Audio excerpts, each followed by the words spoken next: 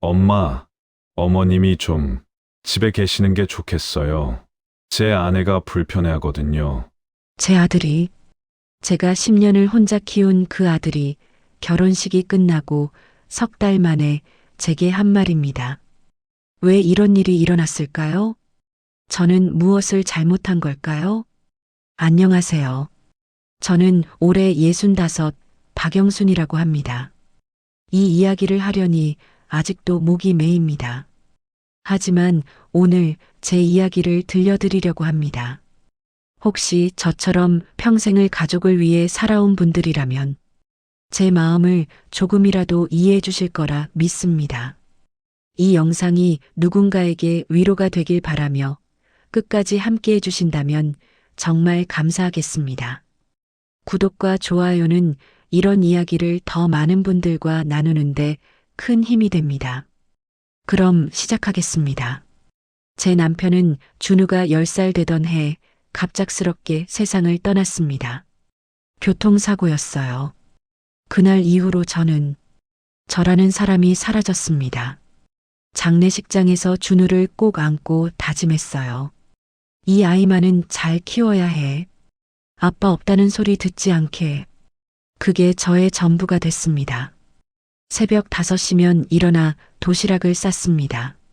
준우가 좋아하는 계란말이, 김치볶음, 작은 과일 하나. 빈틈없이 챙겼죠. 낮에는 식당에서 설거지를, 저녁에는 아파트 청소 일을 했습니다. 손이 트고 허리가 아파도 참았어요. 조금만 더, 조금만 더. 엄마, 나 학원비 필요해. 그래, 알았어. 엄마가 다 챙겨줄게. 저는 그저 엄마였습니다. 준우가 중학교에 들어가면서 학원비가 늘었어요. 영어, 수학, 과학. 하나도 빠뜨릴 수 없었죠. 친구들이 다 다닌다고 했으니까요. 저는 주말에도 일을 더 했습니다. 밤 11시에 집에 들어와도 준우 방 불은 꺼져 있었어요.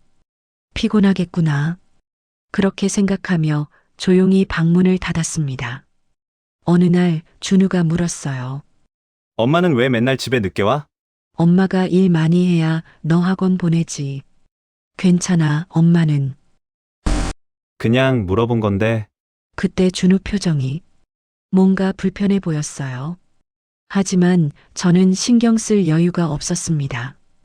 다음 달 학원비, 교재비, 준우 신발도 바꿔줘야 했으니까요. 그렇게 5년이 흘렀습니다. 준우는 고등학생이 됐고 저는 여전히 설거지를 하고 있었습니다. 엄마, 친구들 집에는 엄마들이 낮에 집에 있던데. 그래. 근데 우리는 형편이 달라서 알았어. 됐어. 그 말투가 차가웠습니다. 하지만 저는 이해하려 했어요. 사춘기니까, 예민한 시기니까. 저는 그저 엄마였으니까요. 준우는 대학에 합격했습니다. 서울의 괜찮은 대학이었어요. 저는 너무 기뻤습니다. 다 잘 될 거야. 이제 조금만 더 힘내자. 하지만 대학 등록금은 제가 감당할 수 있는 수준이 아니었어요. 학자금 대출을 받았고 저는 일을 하나 더 늘렸습니다. 준우야, 학교 생활은 어때? 응. 괜찮아. 친구들은 잘 사귀고 엄마, 나 바빠. 나중에. 통화는 점점 짧아졌습니다. 한 달에 한 번, 두 달에 한 번. 그러다 명절에만 얼굴을 보게 됐죠. 어느 추석날이었어요. 준우가 집에 왔는데 짐을 풀지도 않고 친구들을 만나러 나갔어요. 엄마, 나 나갔다 올게. 저녁은? 밖에서 먹어. 나중에 봐. 그날 저는 혼자 차례상을 차렸습니다. 남편 사진 앞에 앉아서 눈물이 핑 돌았어요. 내가 뭘 잘못한 걸까? 저는 그저 엄마였을 뿐인데. 준우가 29이 되던 해 여자친구를 소개한다고 했습니다. 이름은 혜진. 서울에서 직장을 다니는 똑똑한 여자였어요. 어머니, 안녕하세요. 강혜진이라고 합니다. 그래, 그래. 어서 와. 많이 기다렸어. 혜진이는 차분하고 예의 바른 사람이었어요. 저는 마음에 들었습니다. 준우가 좋은 사람 만났구나. 결혼 준비가 시작됐습니다. 저는 제가 할 수 있는 걸 다 해주고 싶었어요. 예단, 예물, 신혼집 보증금. 제가 평생 모은 돈을 다 쏟아부었습니다. 엄마, 이 정도면 충분해. 괜찮아. 아니야, 준우야. 내 결혼인데 엄마가 이 정도는 해줘야지. 고마워, 엄마. 그 고맙다는 말이 그렇게 좋을 수가 없었어요. 그래, 이 맛에 엄마 하는 거지. 결혼식 날 저는 제일 앞자리에 앉았습니다. 준우가 혜진이 손을 잡고 걸어 나오는 모습을 보며 눈물을 흘렸어요. 다 컸구나. 내 아들. 결혼 후 한 달쯤 지나서 준우네 신혼집에 놀러 갔습니다. 엄마, 왔어? 그래, 밥 먹었니? 엄마가 반찬 좀 만들어 왔어. 어머니, 저희 괜찮아요. 배달시켜 먹어요. 혜진이 목소리가 좀 차가웠어요. 하지만 저는 신경 쓰지 않았습니다. 새댁이니까 아직 어색하겠지. 어머니, 미리 연락하고 오시면 좋겠어요. 아, 그래. 미안해. 깜빡했네. 앞으로는 약속하고 오세요. 그날 이후로 저는 항상 전화를 먼저 했습니다. 하지만 준우는 바쁘다고, 혜진이는 피곤하다고, 만나자는 약속이 자꾸 미뤄졌어요. 저는 섭섭했지만 참았습니다. 신혼인데 뭐, 이해해야지. 그의 설날이었어요. 준우네 부부가 친정 먼저 가고 우리 집은 저녁에 온다고 했어요. 엄마, 우리 저녁에 갈게. 저녁? 차례는 아침에 지내는 건데. 혜진이 부모님이 아침에 오래요. 우리 저녁에 갈게요. 그래, 알았어. 저는 혼자 차례상을 차렸습니다. 남편 사진 앞에 앉아 중얼거렸어요. 여보, 우리 아들. 장가 잘 갔죠? 눈물이 주르륵 흘렀습니다. 준우 부부는 저녁 8시에 왔어요. 엄마, 왔어. 그래, 어서 와. 밥 먹었니? 네, 먹었어요. 혜진이는 핸드폰만 보고 있었어요. 준우도 얼른 가고 싶다는 표정이었고요. 1시간도 안 돼서 그들은 집을 나갔습니다. 저는 점점 투명 인간이 돼가고 있었습니다. 어느 날 준우에게 전화했어요. 준우야, 이번 주말에 엄마 집에 와서 밥 먹을래? 엄마, 나 바빠. 다음에. 다음에는 언제? 모르겠어. 나중에 연락할게. 나중에는 오지 않았습니다. 그러던 어느 날이었어요. 준우네 집 앞을 지나다가 우연히 문이 열려 있길래 들어갔습니다. 준우야, 엄마야. 엄마, 왜 왔어? 지나가다가 들렀어. 혜진이는? 혜진이 자고 있어? 엄마, 나 지금 좀. 그때 혜진이가 나왔어요. 어머니, 왜 오셨어요? 아, 그냥 지나가다가. 전화도 안 하시고요? 혜진이 목소리는 날카로웠어요. 준우는 아무 말도 하지 않았고요. 저는 얼어붙은 것처럼 서 있었습니다. 어머니, 앞으로는 미리 연락하세요. 저희도 사생활이 있잖아요. 미안해. 저는 그냥 나왔어요. 계단을 내려오는데 다리에 힘이 풀렸습니다. 내가 방해가 되는 건가? 저는 그저 엄마인데 그 일이 있고 나서 석 달쯤 지났을까요? 준우에게 전화가 왔습니다. 엄마, 할 얘기가 있어서. 그래, 무슨 일이야?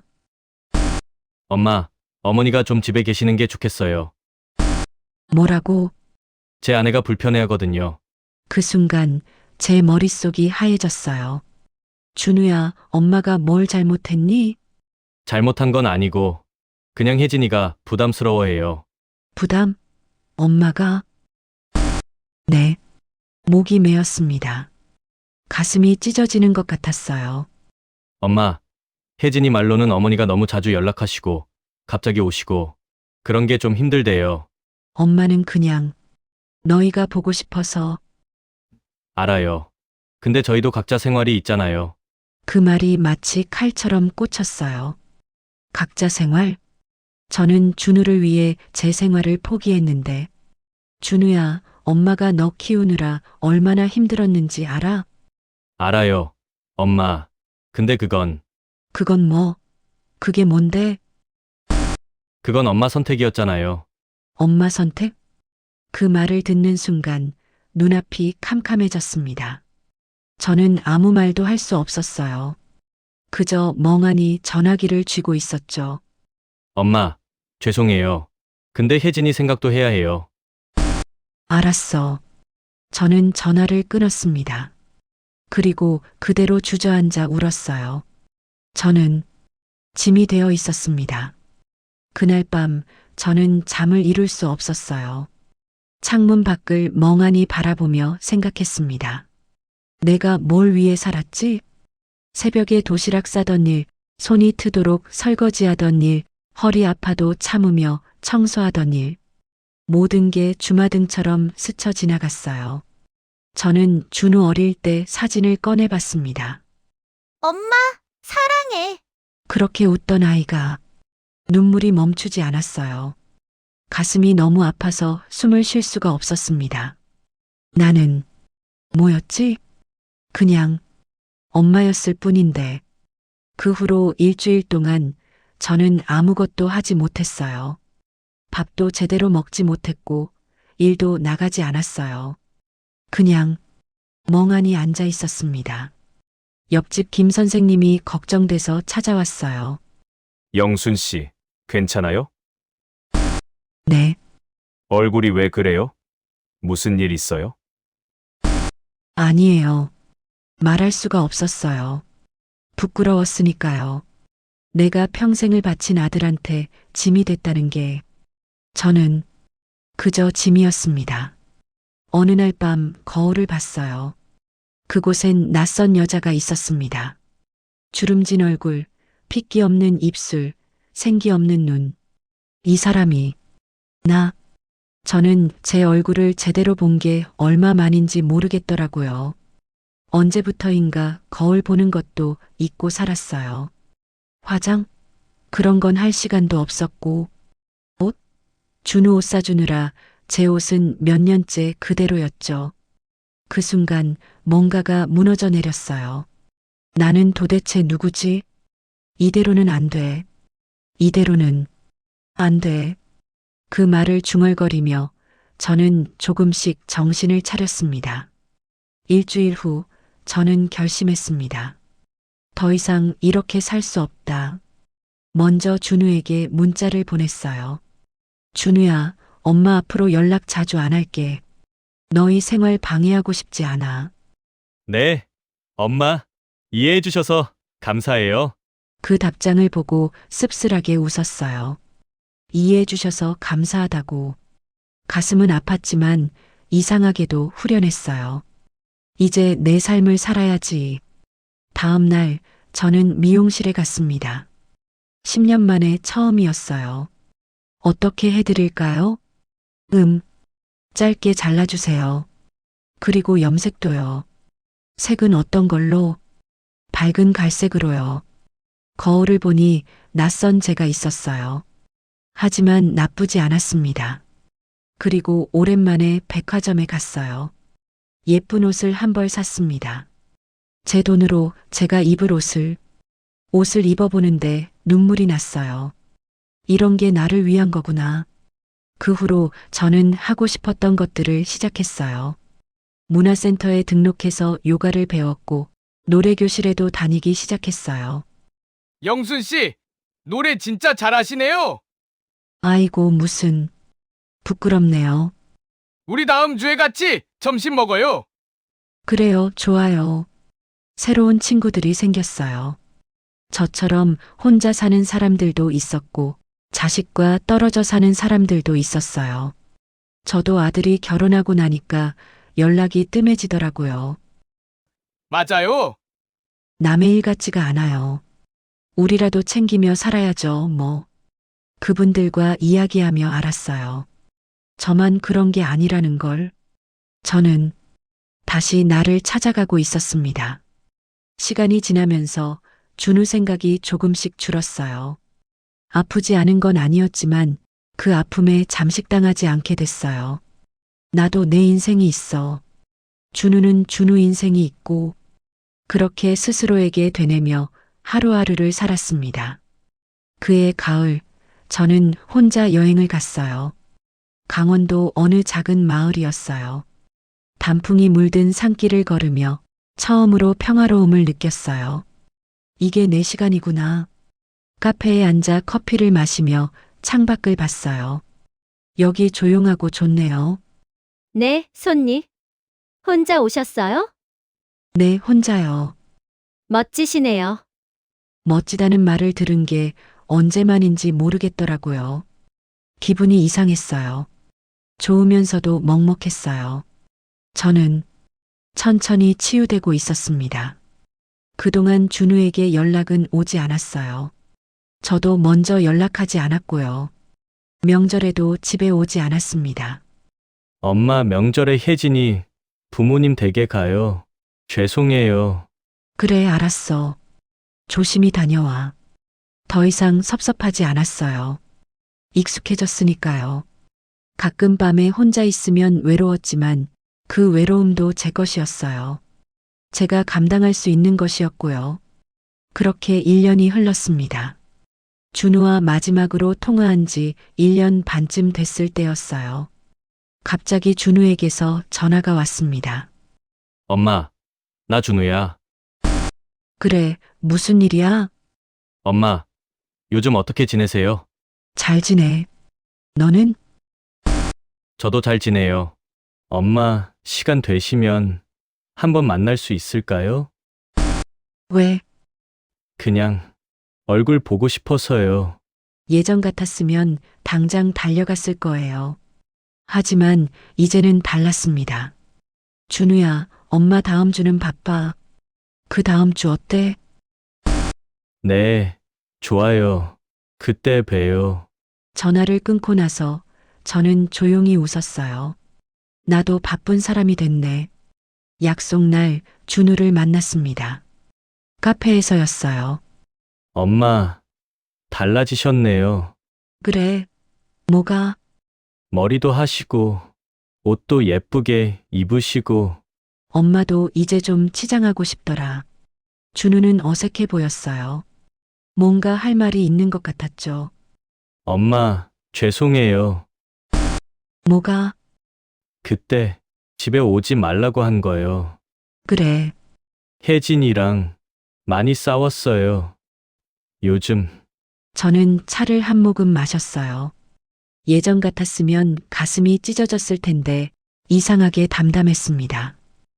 엄마가 저한테 얼마나 많이 해주셨는지 요즘 알 것 같아요. 그래, 네, 혜진이 부모님이랑 지내면서 느꼈어요. 엄마는 정말 저한테 다 주셨구나. 준우 눈에 눈물이 맺혔어요. 하지만 저는 더 이상 그 눈물에 흔들리지 않았습니다. 준우야, 엄마가 너한테 많이 준 건 맞아. 하지만 그건 엄마 선택이었어. 엄마? 너 말이 맞았어. 그건 엄마 선택이었지. 준우는 놀란 표정이었어요. 저는 조용히 말을 이었습니다. 근데 준우야, 엄마도 이제 엄마 선택을 할 거야. 무슨 말씀이세요? 엄마 인생은 이제 엄마 거야. 너한테 다 줄 수는 없어. 엄마, 그게 무슨... 엄마는 이제 엄마로 사는 게 아니라 박영순으로 살고 싶어. 그 말을 하는 순간 가슴이 뻥 뚫리는 것 같았어요. 저는 드디어 자유로워지고 있었습니다. 엄마, 저 때문에 그러시는 거예요? 아니야. 너 때문이 아니라 나 때문이야. 준우야, 너도 내 삶을 살아야 하고 엄마도 엄마 삶을 살아야 해. 그게 맞는 거야. 준우는 한동안 말이 없었어요. 그러다 고개를 끄덕였습니다. 알겠어요. 엄마, 근데 가끔은 연락할게요. 그래, 그 정도는 좋지. 우리는 그렇게 헤어졌어요. 예전처럼 아쉽지 않았습니다. 그로부터 지금까지 1년이 더 흘렀어요. 준우는 가끔 연락합니다. 한 달에 한 번 정도? 저는 그걸로 충분해요. 요즘 저는 요가를 계속하고 있어요. 몸도 많이 좋아졌고 마음도 편안해졌어요. 영순 씨, 다음 달에 제주도 갈래요? 제주도? 좋지. 우리 셋이서 가요. 이번엔 좀 길게, 일주일? 일주일? 좋아요. 예전에 저라면 상상도 못했을 일이에요. 일주일이나 집을 비운다고? 준우한테 뭐라고 하면 어쩌지? 그런 생각부터 했을 거예요. 하지만 이제는 아니에요. 제 시간은 제 거니까요. 어제는 혼자 영화를 보러 갔어요. 팝콘도 사고 콜라도 마셨죠. 영화가 끝나고 나오는데 하늘이 참 예쁘더라고요. 오늘 좋은 날이네. 그냥 그런 하루였어요. 특별한 일도 없고 준우 생각도 별로 안 나고 그냥 제가 주인공인 하루. 저는 이제 진짜 나로 살고 있습니다. 얼마 전에 준우가 문자를 보냈어요. 엄마, 혜진이가 임신했어요.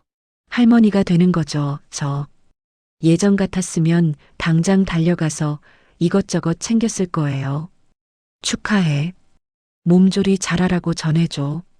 네, 엄마, 나중에 태어나면 보여드릴게요. 그래, 그때 보자. 손주를 안 보고 싶은 건 아니에요. 당연히 보고 싶죠. 하지만 그게 제 인생의 전부가 되진 않을 거예요. 저는 이제 알아요. 사랑과 헌신은 다르다는 걸. 가족을 사랑하는 것과 나를 잃는 건 다르다는 걸. 나는 엄마이기도 하지만 나이기도 해. 그 둘이 함께 있을 수 있어. 그렇게 중얼거리며 저는 오늘도 제 하루를 삽니다. 오늘 아침에 일어나서 거울을 봤어요. 주름은 여전하고 백발도 조금씩 늘고 있지만 그 얼굴이 예전보다 훨씬 밝아 보였어요. 안녕, 영순아. 오늘도 좋은 하루 보내자. 네, 저는 이제 저한테 인사를 해요. 영순아라고. 이상하죠? 하지만 이게 저예요. 저는 이제 짐도 아니고 그저 엄마도 아닌 박영순입니다. 여기까지 제 이야기를 들어주셔서 감사합니다. 혹시 이 이야기를 들으시는 분들 중에 저처럼 평생을 누군가를 위해 사신 분이 계신다면 이제는 당신을 위해 살아도 괜찮습니다. 그건 이기적인 게 아니에요. 당연한 거예요. 당신은 훌륭한 엄마였어요. 훌륭한 아내였고 며느리였고 딸이었어요. 하지만 이제는 당신 자신이 되어도 됩니다. 늦었다고 생각하지 마세요. 지금이 바로 시작할 때예요. 저도 처음엔 무서웠어요. 혼자 사는 게, 자식 없이 사는 게. 하지만 해보니까 괜찮더라고요. 아니, 괜찮은 정도가 아니라 행복하더라고요. 당신도 할 수 있어요. 당신도 행복할 자격이 있어요. 긴 이야기 들어주셔서 다시 한번 감사드립니다. 이 이야기가 누군가에게 작은 위로가 됐으면 좋겠습니다. 혹시 이 이야기가 도움이 되셨다면 구독과 좋아요 부탁드려요. 여러분의 이야기도 궁금합니다. 댓글로 나눠주세요. 저는 박영순이었습니다. 여러분도 오늘 당신 자신의 이름을 불러주세요. 당신은 당신으로 살 자격이 있습니다. 오늘도 좋은 하루 되세요. 안녕히 계세요.